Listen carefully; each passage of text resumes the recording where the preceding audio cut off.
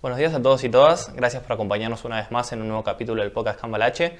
Hoy contamos con la presencia de Joaquín Herrero, gracias por acompañarnos, y con Facundo Feliú también, amigo de la casa, siempre presente con nosotros.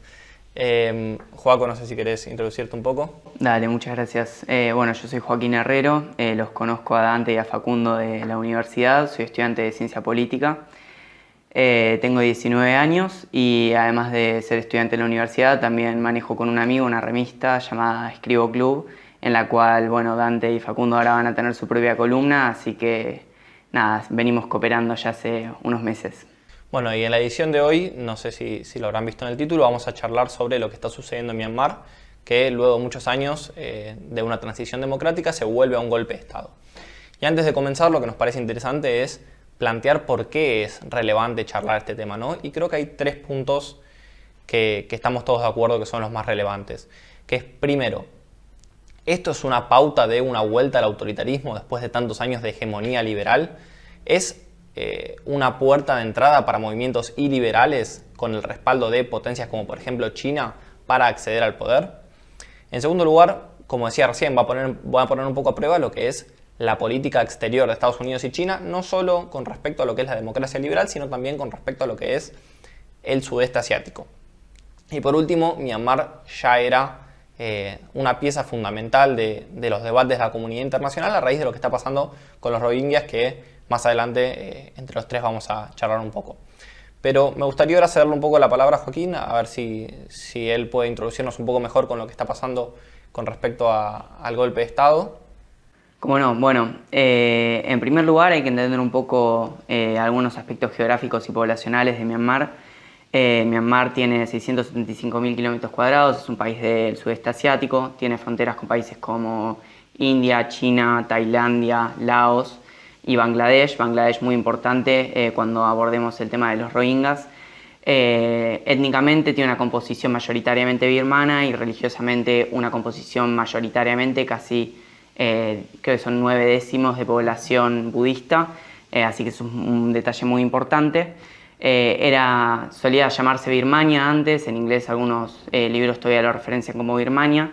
Era colonia del Reino Unido y a mediados del siglo XX logró la independencia, momento en el cual tuvo mucha incidencia un actor que vamos a retomar en unos momentos, que es el padre de Aung San Suu Kyi.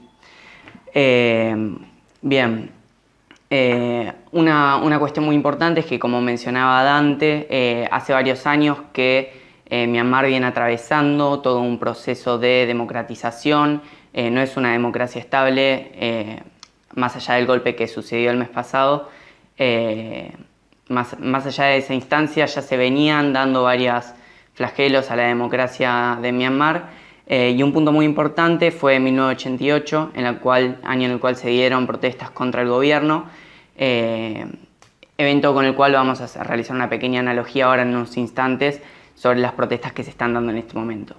Lo importante es que en mayo de 1990, ya con la entrada en escena de este personaje tan importante en la política de Myanmar como lo es Aung San Suu Kyi, ya con su entrada en la escena política, lo que se dio fue como el inicio de la intervención por parte de los militares en la política, ¿cierto? Yo creo que se puede hacer una analogía con lo que ha pasado en este momento, no sé qué opinan. Sí, totalmente. Me parece que uno de los factores más importantes es analizar ese enquistamiento, por decirlo de alguna forma, de los militares dentro de la propia formación del Estado, ¿no? Algo que también en cierta medida se lo puede comparar con lo que pasó en América Latina, en la transición democrática en los 90, y que claramente, bueno, nos deja pensando un poco cómo la formación del Estado termina por modificar las dinámicas después y la supervivencia misma del régimen, ¿no? En este caso, no sé si después vos querés agregar un poco más. Los militares controlan buena parte de los ministerios, controlan buena parte del parlamento y tienen poder de veto gigante. Sí, completamente. Bueno, un detalle ya remontándonos más al siglo XXI, A partir de las elecciones de 2010, ya Aung San Suu Kyi venía ganando las elecciones con el partido de la Liga Nacional por la Democracia, y lo que sucedió fue que a pesar de que Aung San Suu Kyi ya ha ganado varias elecciones legítimamente a través del voto, los militares han siempre puesto trabas, algunas a través del uso de la fuerza, otras constitucionales. No sé si alguno quiere contar acerca de la traba constitucional que le han puesto. Bueno, sí, al margen de esto que mencionábamos del 25% de las bancas en el Parlamento y el control de los ministerios por parte de los militares, bueno, ellos han puesto una traba importante a la política Aung San Suu Kyi a través de, bueno, cláusulas que le buscan la vuelta para que aquellos que tienen hijos nacidos en el exterior, bueno, es una cláusula que básicamente se escribió pura y exclusivamente para impedirle a ella llegar al poder, lo cual habla del poder enorme que tienen los militares hoy por hoy y en el año que se redactó la Constitución en Myanmar. Sí, completamente. No sé si querías agregar algo. No, nada más. Me parece que, bueno, además de toda esta cuestión más fáctica, si se quiere, hay detrás algo más de hilo fino, que tiene que ver con un poco el orden internacional y los factores de poder que suceden en todo lo que es el sudeste asiático y que ya vienen en aumento hace mucho tiempo, ¿no? Sobre todo lo que tiene que ver con China, no sé qué les parece. Sí, a ver, quizás, no sé si Joaco vos después querés introducirlo bien, pero hay un motivo quizás más superficial para el golpe que tiene que ver con, bueno, teorías conspirativas de fraudes en las últimas elecciones parlamentarias, pero más de fondo, como decís vos, Facu, hay toda una cuestión de poderes de veto, hay una cuestión de cómo se organiza el orden regional, entre otras cuestiones. Bueno, te cedo de vuelta la palabra, Joaco, a ver si querés cerrar ese punto.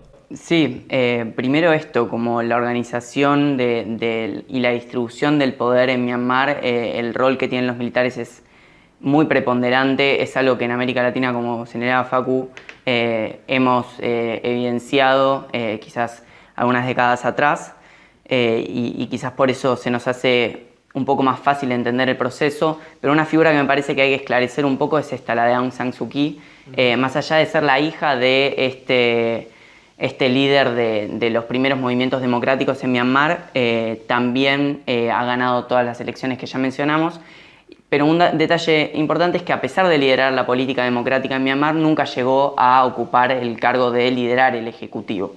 En los últimos años venía liderándolo su mano derecha, por esta cláusula que mencionabas vos, Dante, y eso es un detalle importante porque la candidata en las elecciones fue ella, en estas últimas que se denunció el fraude. Tras ese problema, una vez más, y las acusaciones de fraude, es que se dio el golpe el 1 de febrero de 2021 y se realizó la detención de varios de los líderes democráticos, generando una interrupción abrupta del orden democrático. También lo que han dicho los militares es que han impuesto una ley marcial. Esto implica que las personas que estén en la calle en horarios que no son debidos pueden ser abatidas.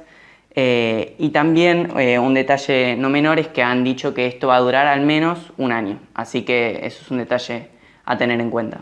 Y también lo que he visto que han bloqueado también son las redes sociales, todo lo que tiene que ver sobre todo con Facebook, que bueno, por lo que parece Myanmar es muy poderoso, y eso también tiene una cierta reminiscencia, no sé qué les parece, con la primavera árabe, en cierto sentido, cómo las redes sociales funcionan como forma de autoconvocamiento, no sé si se dirá así, y que de alguna forma rememora ese miedo que, bueno, en su momento tuvieron todos los dictadores de los países árabes.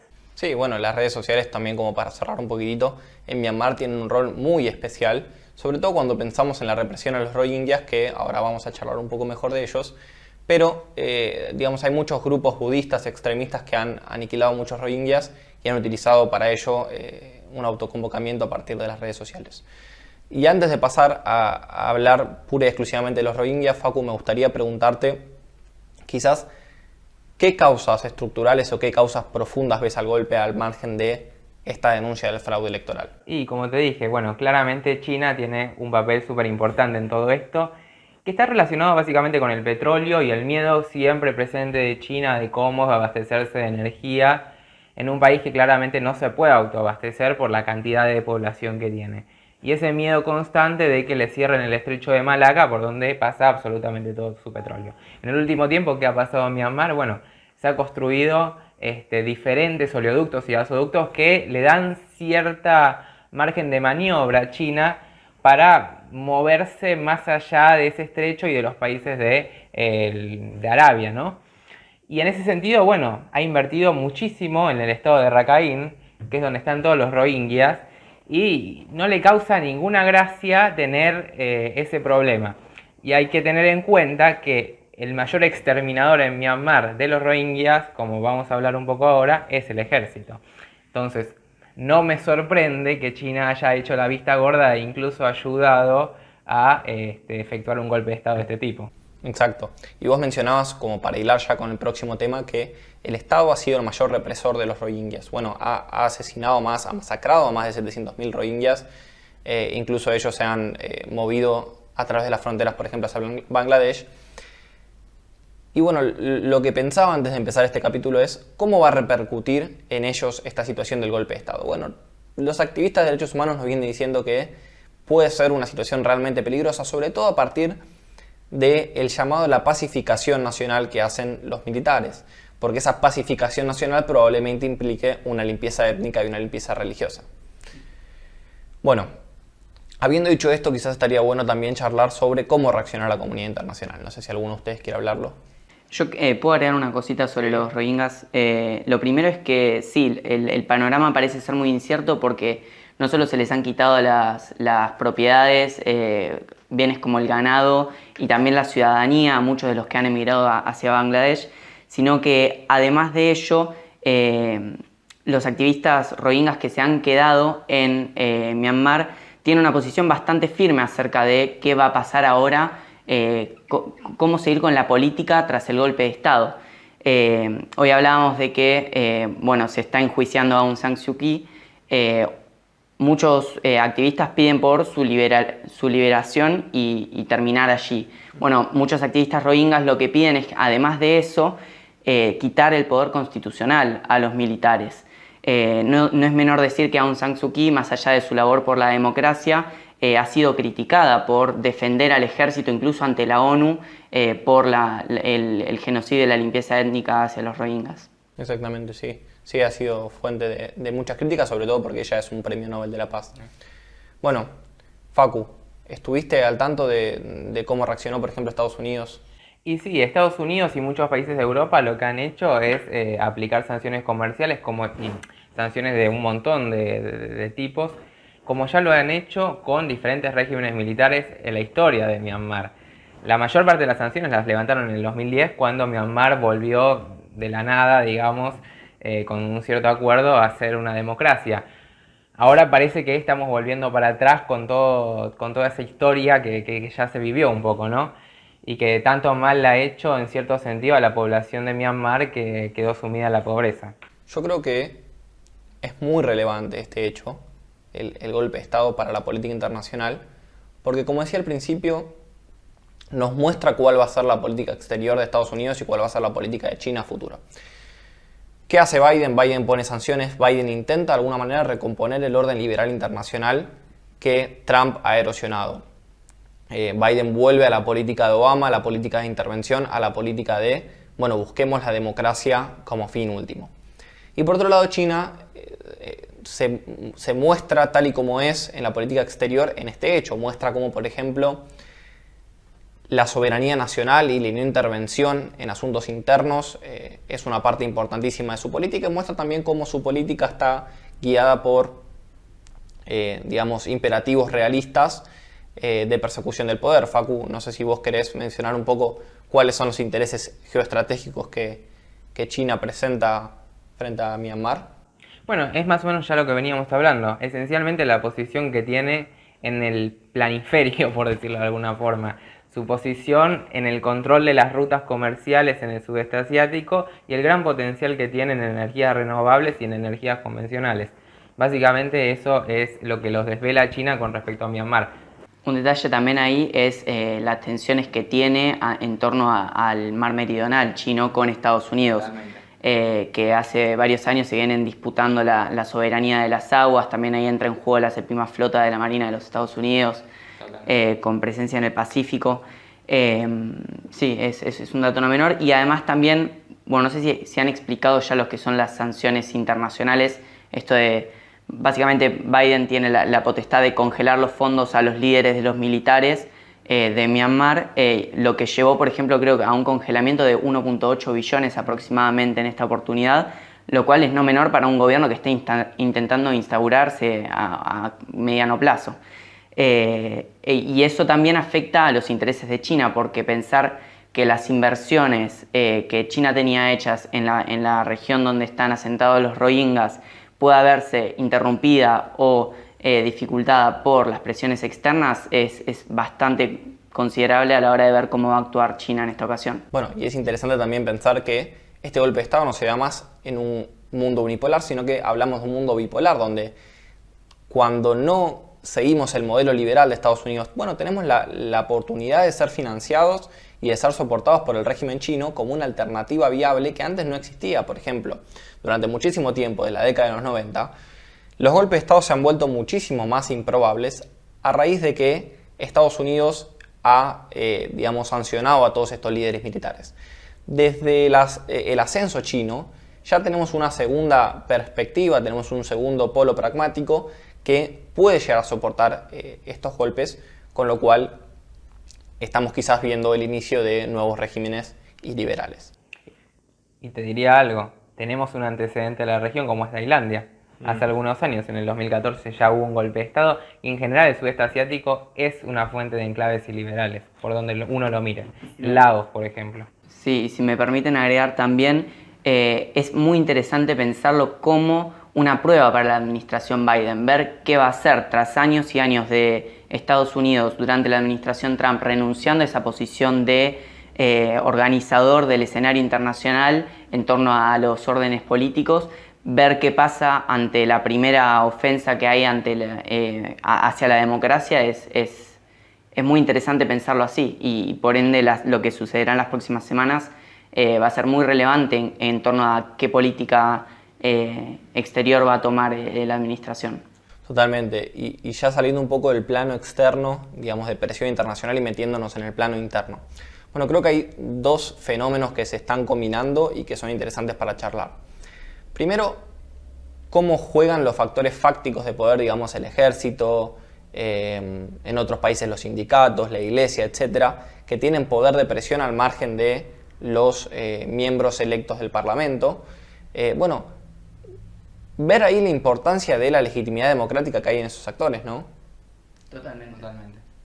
Y por otro lado, también quería mencionar cómo últimamente se ha venido repitiendo la intervención dentro de distintos países a partir de denuncias de fraude electoral, como por ejemplo ocurrió en Estados Unidos con las denuncias de Trump y las revueltas que han surgido en torno a eso, Bolsonaro mencionando que puede llegar a haber problemas a futuro, en este caso los líderes militares denunciando un fraude electoral. Es decir, la denuncia de fraude electoral está comenzando a ser un punto de partida para las revueltas, para golpes de Estado, para intervención externa, etc. Sí, de hecho te diría, no me quiero poner muy ideológico, pero se ha vuelto un leitmotiv de la derecha prácticamente, ante no poder acceder muchas veces a los cargos públicos de forma de más limpia, por decirlo de alguna forma, completamente limpias. Sí, pareciera que hay una pérdida de importancia en cuanto a la legitimidad democrática. Y eso también implica, a la vez que pierden importancia actores estatales y su legitimidad, también aumenta el nivel de coordinación de los cuerpos, de los actores sociales. Hay un suceso muy interesante ahora en Myanmar, que es que muchos sectores civiles de quienes están articulando estas protestas lo que están haciendo es boicotear las políticas estatales. Por ejemplo, los médicos no están atendiendo o atienden solo protestantes, los abogados, los banqueros, se están estacionando los autos en el medio de la calle para impedir el paso de los tanques. La resistencia civil frente a la deslegitimación de los actores políticos parece ser un punto importante en este escenario. Totalmente, y como para cerrar me gustaría plantear una pregunta o un disparador, que es ¿qué consecuencias va a haber para Myanmar? En todo sentido. Y yo creo que Para explicar eso hay que analizar dos cosas. Primero, cuál va a ser el rol de las instituciones internacionales en ese contexto, de la ONU en primer lugar, y en segundo lugar, y creo que más importante, de la ASEAN como la institución básica de convivencia de esos países. Parece que la ASEAN no va a hacer demasiado, como nunca lo ha hecho, la verdad. Y por otra parte, económicamente creo que va a ser totalmente destructivo esto. Hay que recordar que Myanmar ha empezado a moverse un poco económicamente a partir de las inversiones y también a partir de un sector turístico incipiente que con esto queda absolutamente arruinado. Nadie va a viajar si sabe que hay un golpe de Estado que lo pueden encarcelar en cualquier momento. Así que yo creo que la situación es bastante desalentadora. No sé qué opinan. Sí, yo creo que otro punto muy importante ahí es pensar en este contexto, en el contexto de una democratización a largo plazo que se venía llevando. Myanmar justo había agarrado como viento en popa hacia la democratización con el orden liberal e internacional, el rol de Estados Unidos siempre respaldando a las democracias, y pensar que hoy por hoy haya un ataque como este a la democracia en un contexto en el cual se está dificultando esa defensa, hace pensar que quizás este proceso de democratización vaya a ser más complejo de lo que pensábamos, y que no termine tan fácil solo con la liberación de, por ejemplo, Aung San Suu Kyi. Totalmente. Bueno, como habrán visto, es un capítulo que, por más de que se centre en un país particular, toca un montón de aristas de lo que es la política internacional, de lo que es la política local y de lo que es la política en abstracto, ¿no? En ese sentido, bueno, me pareció realmente una exposición bastante interesante. Les agradecemos a todos por escucharnos y bueno, les pedimos que dejen su like y compartan. Bueno, muchas gracias, Joaquín, por acompañarnos. Muchas gracias a ustedes. Hasta luego.